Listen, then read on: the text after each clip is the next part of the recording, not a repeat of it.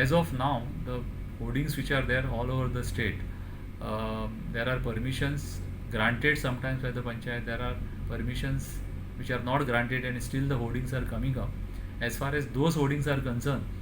the court has said that there is a regulation, building regulation number 17, which is in force, and action will have to be taken based on that regulation 17. We have promised the High Court that the director of panchayat will issue a circular to all the panchayats saying that all the hoardings in panchayat areas will be regulated by regulation 17, and whatever hoarding is in violation of regulation 17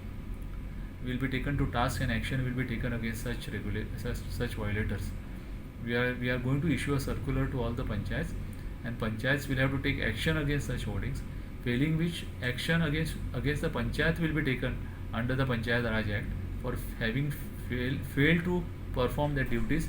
and and they have committed remiss of their duties under the Panchayat Raj Act.